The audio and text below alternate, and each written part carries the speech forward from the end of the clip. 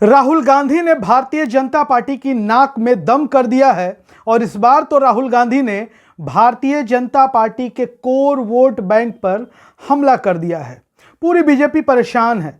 एक तरफ आप देखिए, भारतीय जनता पार्टी के बड़े से छोटे नेता तक लगातार कहते कि भाई हम राहुल गांधी को सीरियस नहीं लेते, हम राहुल गांधी की बयानों को तूल नहीं देते, हम राहुल गांधी की बातों पर जवाब नहीं देते।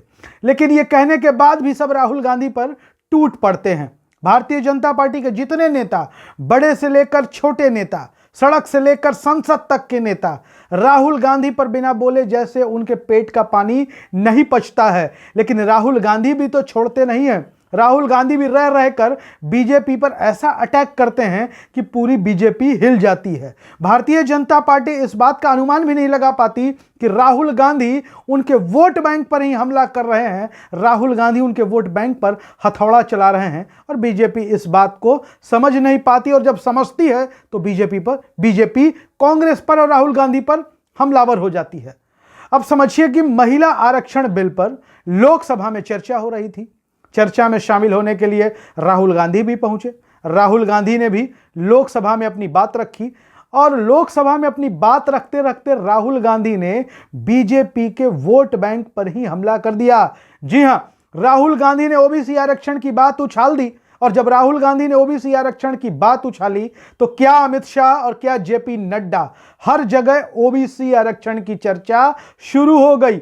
सड़क से लेकर सदन तक संग्राम छिड़ गया, सोशल मीडिया पर संग्राम छिड़ गया ओबीसी आरक्षण को लेकर। देश भर में इस बात को लेकर चर्चा शुरू हो गई। टीवी चैनलों के डिबेट्स में इस बात पर चर्चा शुरू हो गई कि भाई देश में ओबीसी का वोट प्रतिशत क्या है, इस देश में ओबीसी की जनसंख्या कितनी है और ओबीसी को आरक्षण कौन दे रहा है, कौन ओबीसी की हकमारी कर रहा है। हम आपको बता दें कि राहुल गांधी ने लोकसभा में साफ तौर पर यह कहा कि महिला आरक्षण, जो महिला आरक्षण से जुड़ा विधेयक आया है, यह एक बड़ा कदम है।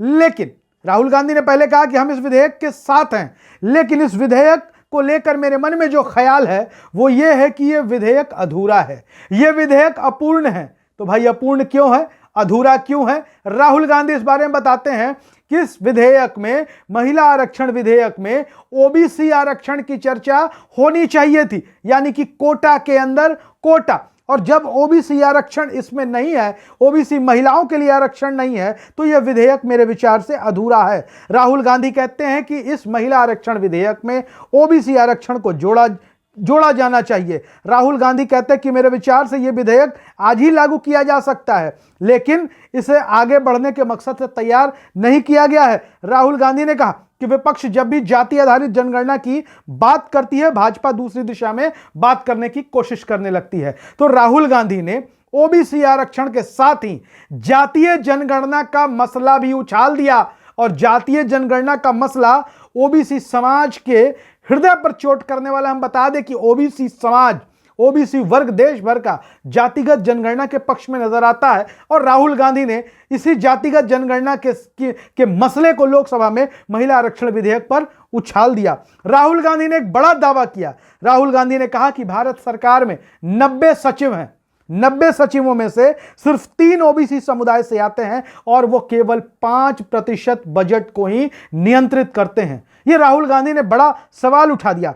राहुल गांधी ने कहा कि भारत सरकार के 90 सचिवों में से केवल 3 ओबीसी हैं। मैंने सवाल पूछा कि जो 90 सचिव हैं वो हिंदुस्तान की सरकार चलाते हैं, इनमें से ओबीसी कितने हैं? लेकिन जो जवाब मिला उससे राहुल गांधी कहते हैं कि वो हैरान हो जाते हैं, क्योंकि 90 में से सिर्फ 3 ओबीसी सचिव हैं। अब उसके बाद समझिए कि अमित शाह खड़े होते हैं, राहुल गांधी के बातों पर जवाब देने लगते हैं, पलटवार करने लगते हैं। फिर जेपी नड्डा, जो भारतीय जनता पार्टी के राष्ट्रीय अध्यक्ष हैं, वो भी कहते हैं, साफ तौर पर कहते हैं कि जितने कांग्रेस के सांसद हैं उससे ज्यादा कहीं हमारे पास ओबीसी के सांसद हैं। मतलब कांग्रेस के कुल सांसद जितने हैं उनसे ज्यादा ओबीसी सांसद भारतीय जनता पार्टी के पास हैं।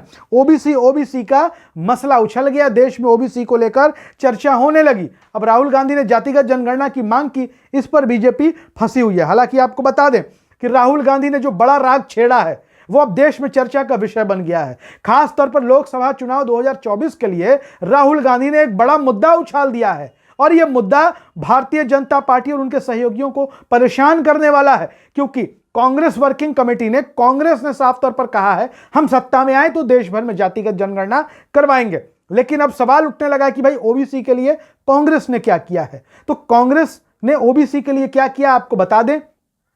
देश के 4 राज्यों में कांग्रेस की अपनी सरकार है। सबसे पहली सरकार की चर्चा हम कर लेते हैं कर्नाटक की। कर्नाटक में कांग्रेस के सीएम सिद्धारमैया ओबीसी हैं। Deputy CM DK Shivakumar वो भी ओबीसी हैं।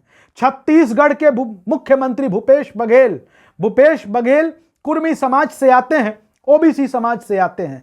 इसके साथ ही राजस्थान के मुख्यमंत्री अशोक गहलोत की बात कर लें तो अशोक गहलोत भी माली बिरादरी से आते हैं और अशोक गहलोत भी ओबीसी समाज से आते हैं। तो कांग्रेस पार्टी ने भी ओबीसी को जो दिया अब वो देश के सामने है। अब जब ओबीसी की चर्चा होगी, चारों तरफ से ओबीसी की चर्चा छिड़ेगी, तो सबको यह बताना होगा कि किसने ओबीसी को क्या दिया है और किसने ओबीसी को क्या दिया है। इस मसले पर कांग्रेस पार्टी भी अपना कॉलर टाइट करके कहेगी कि हमने भाई कितने ओबीसी को मुख्यमंत्री बनाया है, और भारतीय जनता पार्टी भी अपने हिसाब से जवाब देगी और दे रही है। आपको क्या लगता है ओबीसी आरक्षण के मसले पर अपनी राय जरूर लिखिए। वीडियो अच्छा लगे तो शेयर करिए। धन्यवाद।